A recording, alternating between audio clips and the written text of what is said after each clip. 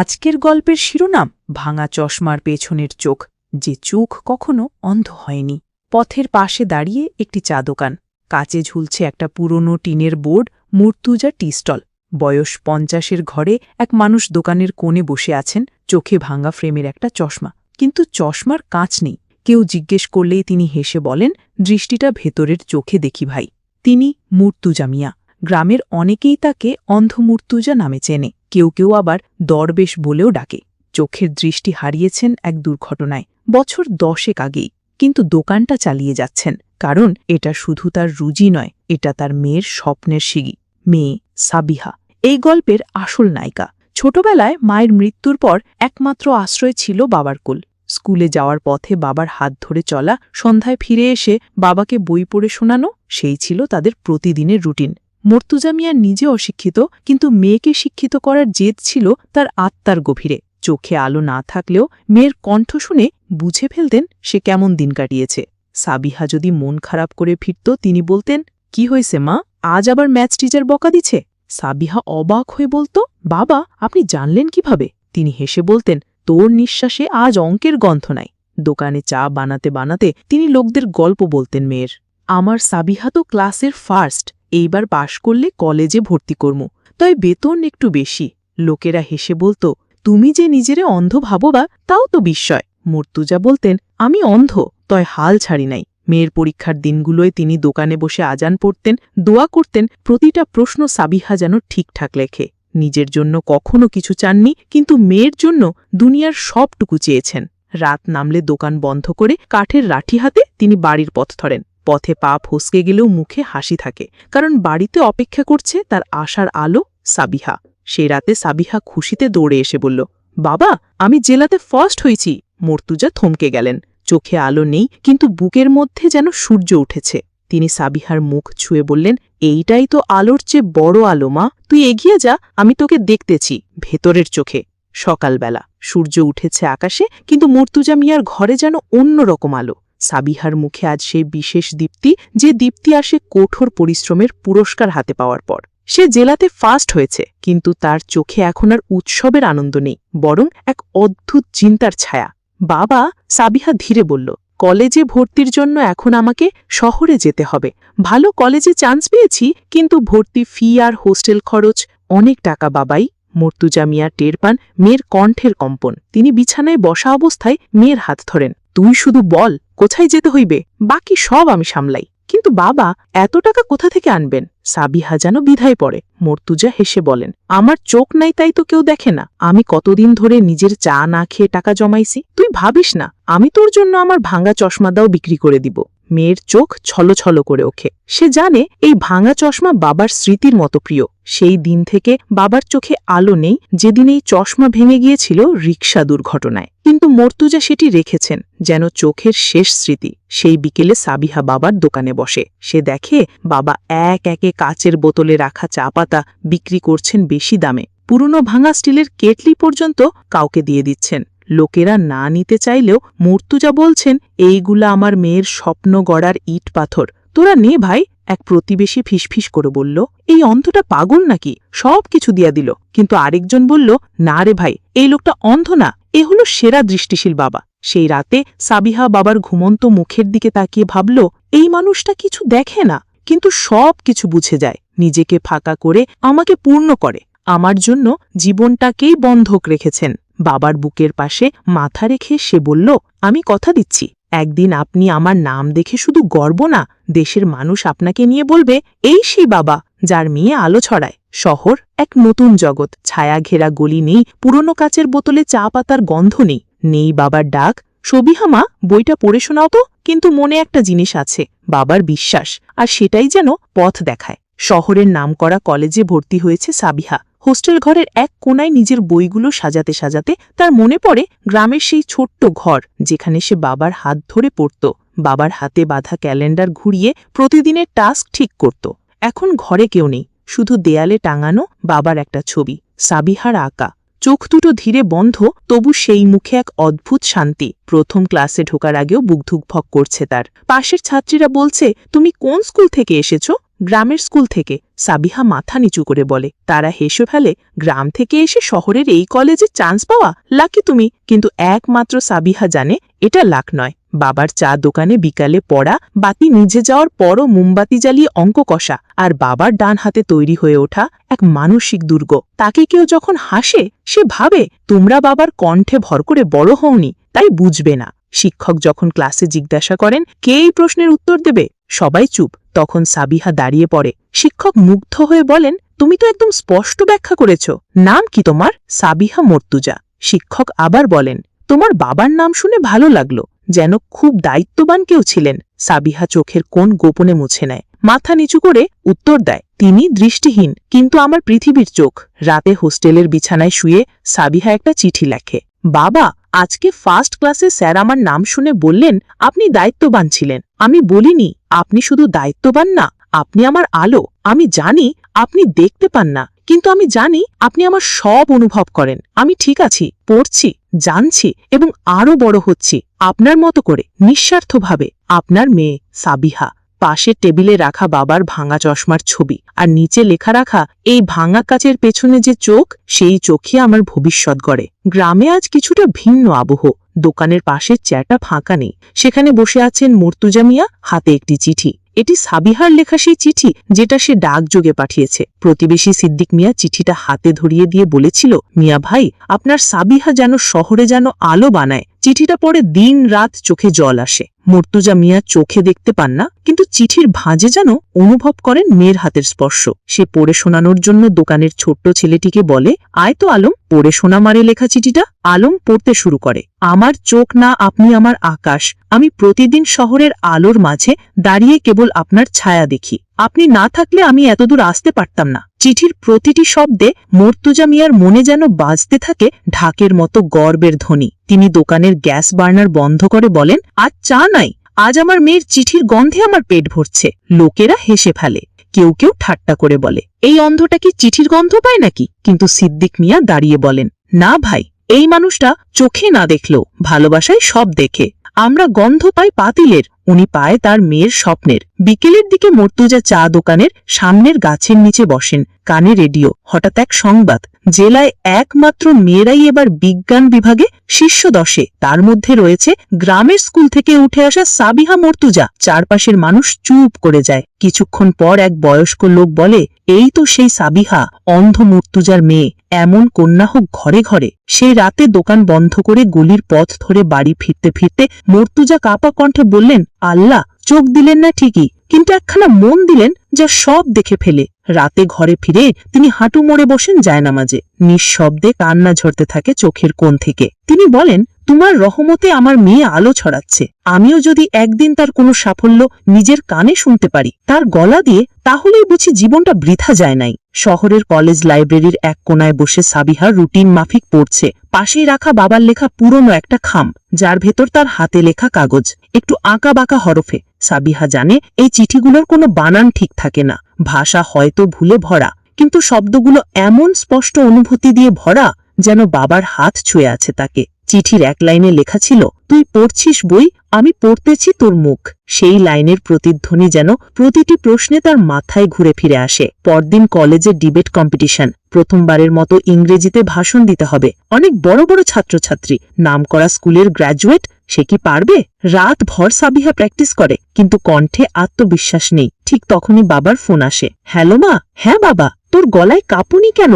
সাবিহা একটু চুপ, তারপর বলল, ভয় পাই, সবাই শহরের বড় স্কুল থেকে এসেছে, আমি তো গ্রামের স্কুলের। মর্তুজা হেসে বলল, তারা বড় স্কুলে পড়ছে, তুই তো আমার বুকে পড়ছিস রে। মা, আমার বুক তো পৃথিবীর সব স্কুলের চেয়ে বড়। কিন্তু বাবা, তুই শুধু মনের চোখে ভাব, আমি সামনেই আছি, তুই বলবি, আমি শুনতেছি। সেই রাতে সাবিহা বাবার কথায় নতুন সাহস পায়। পরদিন যখন মঞ্চে দাঁড়িয়ে আলোয় ঝলমল হলরুম, হাজার চোখ তার দিকে তাকিয়ে, তখন তার ভেতরের চোখে ভেসে ওঠে বাবার মুখ। সে শুরু করে, my name is Sabiha Murtuza. My father can not see with eyes, but he can see through my voice, my footsteps and my silence. He taught me how to fly when he had no wings left himself. গোটা hall চুপ, সবার মুখে বিস্ময়। তার কণ্ঠে এমন স্পষ্টতা, এমন আবেগ যা বাকিদের হার মানায়। শেষ হওয়ার সঙ্গে সঙ্গেই হলরুম ফেটে পড়ে হাততালিতে। প্রথম পুরস্কার। ডিবেট শেষে সে বাবাকে ফোনে জানায়, বাবা, আমি প্রথম হয়েছি।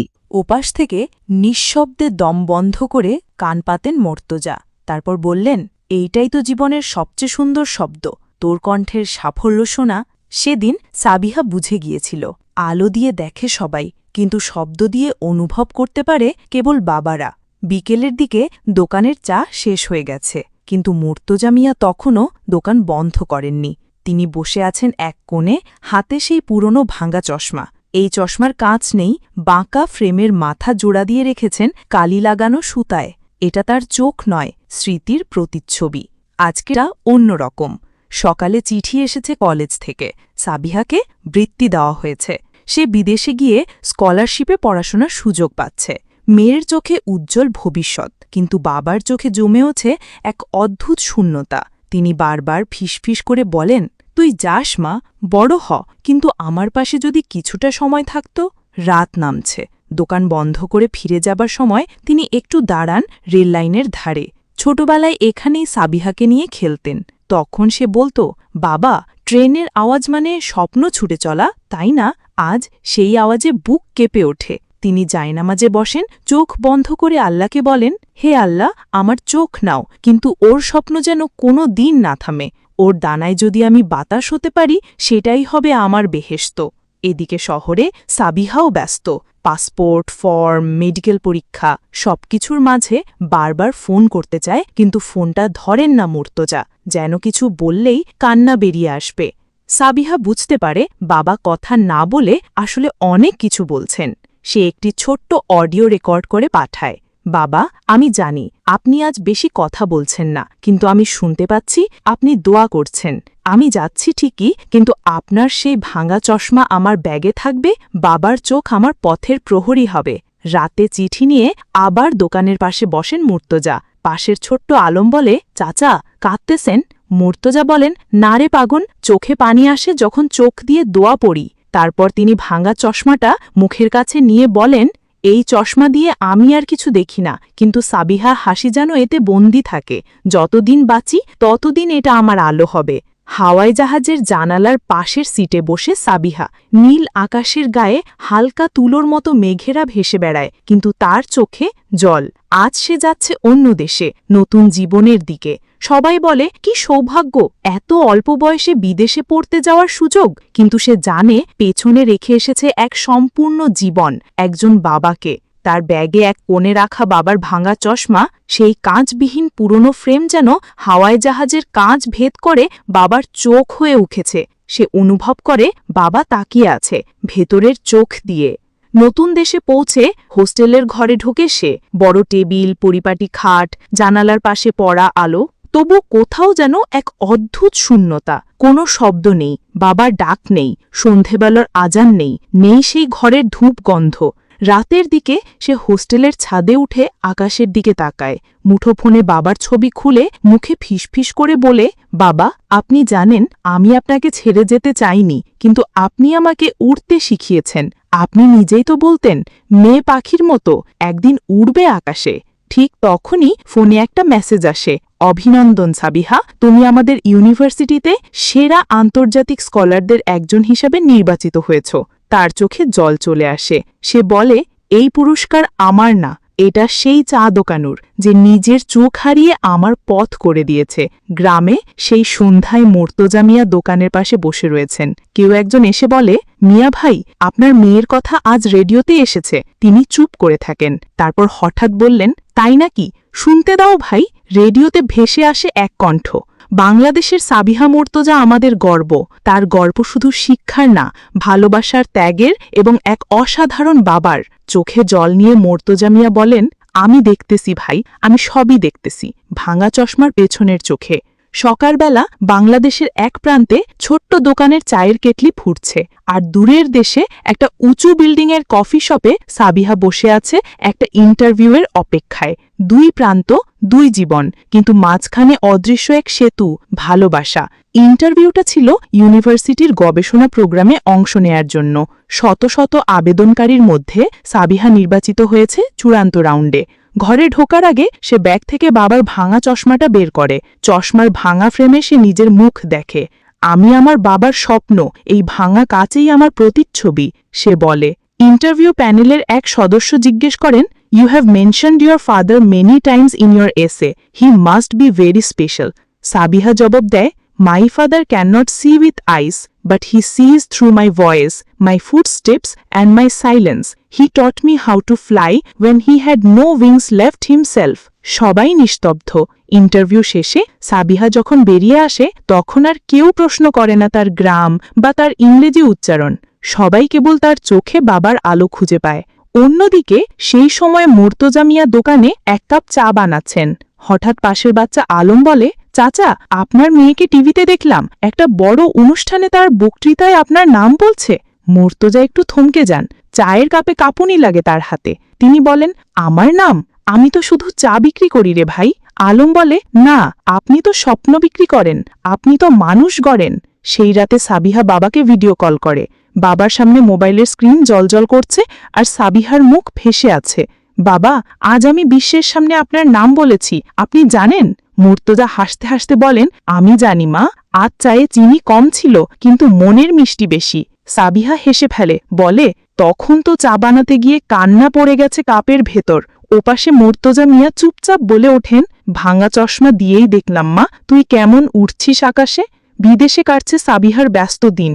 সকাল থেকে সন্ধে অবধি ক্লাস, গবেষণা, প্রেজেন্টেশন, রাত হলে একটু সময় নিলে বাবাকে ভিডিও কল দেওয়ার। কিন্তু আজ 3 দিন হয়ে গেছে বাবা ফোন ধরছেন না। সাবিহার বুক কেমন করে ওঠে। সে ভাবে, বাবা কি অসুস্থ, নাকি আবার সেই পুরনো ঠান্ডা লেগেছে? কেন ফোন ধরছেন না? অস্থিরতা নিয়ে সে আবার ফোন দেয়, কিন্তু এবারও নেটওয়ার্ক ব্যস্ত। অবশেষে একটা চিঠি আসে গ্রামের পোস্ট অফিস থেকে।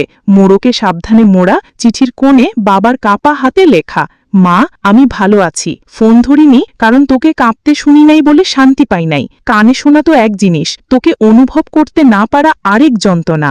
আমি এখন আর চোখে দেখতে পাই না, কানে শোনাও কষ্ট হয়। ডাক্তার বলছে বয়স হইছে, কিন্তু তোকে কিছু বলি নাই। তুই তো দূরে আছিস, চিন্তা করবি। তবে চিন্তা করিস না মা, আমি এখনো স্বপ্ন দেখছি, তোর স্বপ্ন। চিঠি পড়ে সাবিহার চোখ চলে ভিজে যায়। সে ভাবে, আমি হয়তো অনেক দূরে, কিন্তু আমার উপস্থিতি বাবার শ্বাসে মিশে আছে।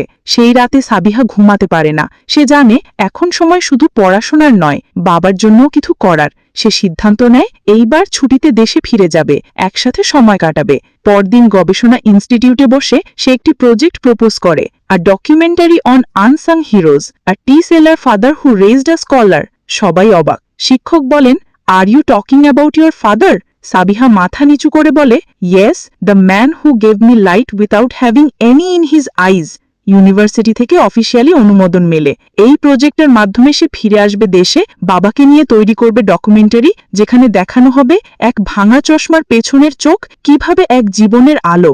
দেশে ফেরার প্রস্তুতি শুরু করল সাবিহা। তার মনে একটাই চিন্তা, বাবা যেন সুস্থ থাকে, যেন তার সেই ভাঙা চশমার পেছনের চোখ আবার তার দিকে হাসে।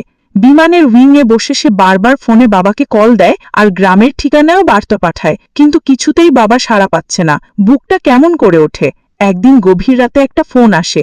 নাম্বারটা পরিচিত নয়, কিন্তু সাবিহা চিনে নেয়। গ্রামের হাসপাতালের ডাক্তার। মুর্তজা মিয়া অসুস্থ, আপনি আসতে পারেন?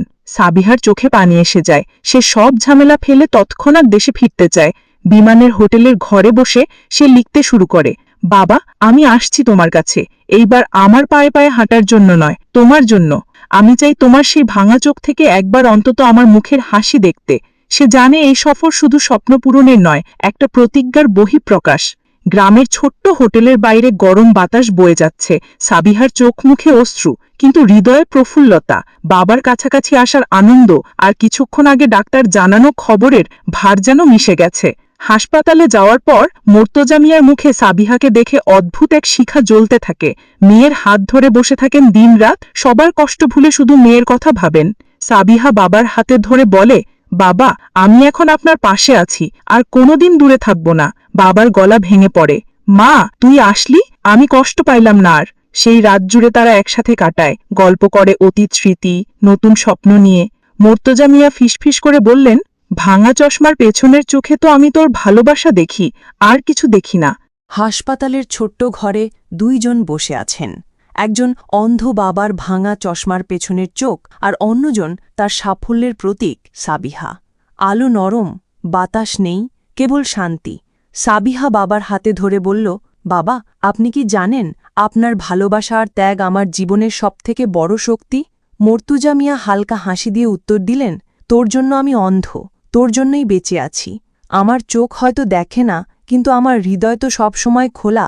সাবিহা গভীর নিঃশ্বাস নিয়ে বলল, আমি জানি আপনি অনেক কিছু ত্যাগ করেছেন আমার জন্য, কিন্তু আমি চাই আপনি নিজেও আর কিছুদিন সুখে থাকুন। তুই সুখী হলে আমি আর কিছু চাই না মা। বাবার কণ্ঠটা কাঁপছে। সেই সন্ধ্যায় তারা একসাথে বসে বসে বুঝল, জীবনের প্রকৃত অর্থ ভালোবাসার আলো কখনো নিভে যায় না। সাবিহা হাসপাতাল থেকে ছাড়া পেয়ে ফিরে আসে গ্রামে।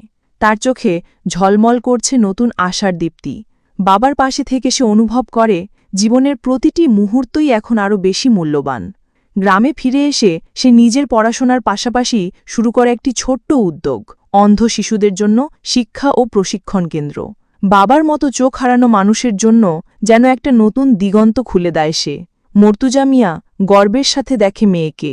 ভাঙা চশমার পেছনে তার চোখ যেমন সব দেখেছিল, আজও সেই চোখ দেখতে পায় মেয়ের সাফল্যের ছোঁয়া। সাবিহার প্রথম উদ্যোগে সারা গ্রাম উৎসাহ দেয়। তিনি বললেন, আমার বাবার চোখ হয়তো ভাঙা, কিন্তু তার ভালোবাসা দিয়ে আমি নতুন চোখ পেলাম। সাবিহার শিক্ষা কেন্দ্রের প্রথম দিন। ছোট্ট শিশুরা যারা অন্ধ অথবা দৃষ্টিহীন উঠে এসেছে নতুন জীবনের জন্য। তারা অপেক্ষায় আছে। কারো হাতে নেই চশমা, কারো নেই রঙিন বই, কিন্তু তাদের চোখে আছে জিজ্ঞাসার স্বপ্ন। সাবিহা তাদের সামনে দাঁড়িয়ে বলল, আমরা হয়তো চোখে দেখতে পারি না, কিন্তু আমাদের মন বড়। আমরা নিজেদের জন্য নয়, সমাজের জন্য কাজ করব। বাবা মর্তুজা মিয়া পাশে বসে হাত ভিজিয়ে বললেন, তুমি তো আমার চোখ, আমার গর্ব। এই শিশুরা তোমার হাত ধরে একদিন আলোর ঠিকানায় যাবে। শিশুরা হাসছে, গান গাইছে। এক অন্ধ ছেলেটি বলে, আমিও বড় হয়ে কবি হব। সাবিহার চোখে জল চলে আসে। সে জানে এ পথে তার বাবার ছায়া সঙ্গে আছে, ভাঙা চশমার পেছনে সেই চোখ। গ্রামের পুকুর পাড়ে বসে মর্তুজা মিয়া এবং সাবিহা আলোচনা করছিলেন আগামী দিনের পরিকল্পনা নিয়ে। সাবিহার চোখে নতুন উদ্যম, বাবার মুখে শান্তি। সাবিহা বলল, বাবা, আমি প্রতিজ্ঞা করেছি এই শিক্ষা কেন্দ্রটি যত বড় হবে তত বেশি অন্ধ শিশুকে স্বপ্ন দেখাব। মর্তুজা মিয়া মিষ্টি হাসি দিয়ে বললেন, আমি দেখব তুই প্রতিটা পা রাখবি ভালো করে, যেন ভাঙা চশমার পেছনে থাকা চোখও খুশি হয়। সেই দিন থেকে শুরু হলো নতুন উদ্যোগ। গ্রামবাসী সাহায্য করতে শুরু করল। অনেকেই বলল, যে বাবা চোখ হারিয়েও মেয়ের জন্য এত কষ্ট করে, তার মেয়ে অবশ্যই সফল হবে। সাবিহার মন দৃঢ়। সে জানে এই পথ কঠিন, কিন্তু বাবার বিশ্বাস তাকে শক্তি দেয়। শিক্ষাকেন্দ্রের প্রথমবারের মতো আসলো বন্ধু ছোট ফারহান। সে জন্মগত দৃষ্টিহীন, কিন্তু মনের চোখে সে দেখতে পায় অসীম সম্ভাবনা।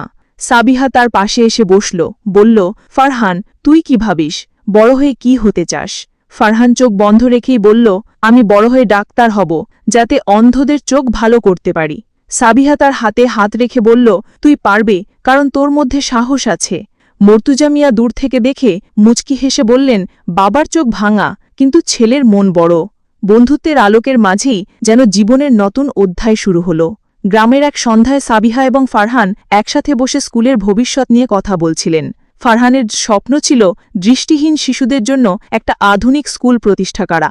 সাবিহা বলল, আমরা একসাথে কাজ করব, একটা সেতু বানাব, যেখানে অন্ধদের জন্য আলোর পথ তৈরি হবে।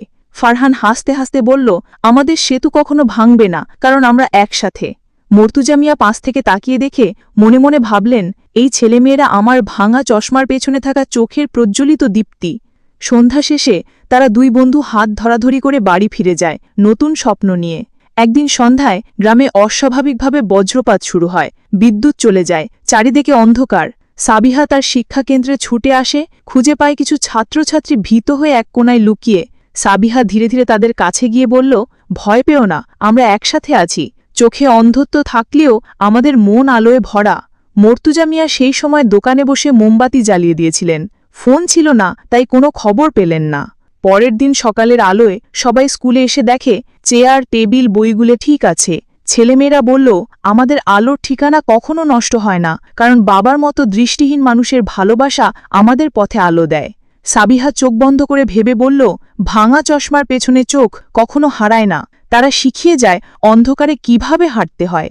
বছর দুয়েক পরে সাবিহার শিক্ষাকেন্দ্র দেশের নামকরা অঙ্গনে পরিচিতি পায়। শিক্ষার্থীদের সফলতা এমনকি দেশের বাইরে পর্যন্ত গিয়ে পৌঁছায়। এক অনুষ্ঠানে সাবিহাকে ডাকা হয় প্রধান অতিথি হিসেবে। মঞ্চে দাঁড়িয়ে সে বললেন, আমি আমার বাবার কাছে ঋণী, যিনি চোখ হারালেও আমার চোখ হয়ে আমার স্বপ্নগুলো দেখেছেন। তার ভালোবাসার ত্যাগের জন্যই আজ আমি এই স্থানটিতে এসেছি। অতিথিরা দাঁড়িয়ে হাততালি দিয়ে তাকে অভিনন্দন জানায়। মনেই হয় ভাঙা চশমার পেছনে সেই চোখ আজ পুরো জাতির চোখ। বাবার সেই পুরনো ভাঙা চশমার ছবি নতুন অফিসের দেয়ালে ঝলমল করছে।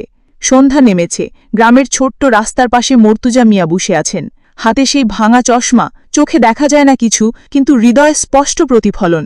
সাবিহা তার পাশে এসে বসে। বাবা, আপনি আমাকে চোখ দেননি ঠিকই, কিন্তু আমাকে ভালোবাসার চোখ দিয়েছেন, যেগুলো আমার পথ আলোকিত করে। মর্তুজা মিয়া ধীরে বলেন, তুই আমার চোখ, তোর মধ্য দিয়েই আমি সব দেখছি, তোর সাফল্যই আমার জীবনের আলো। সাবিহা বাবার হাত ধরে, দুজন মিলে হাসে।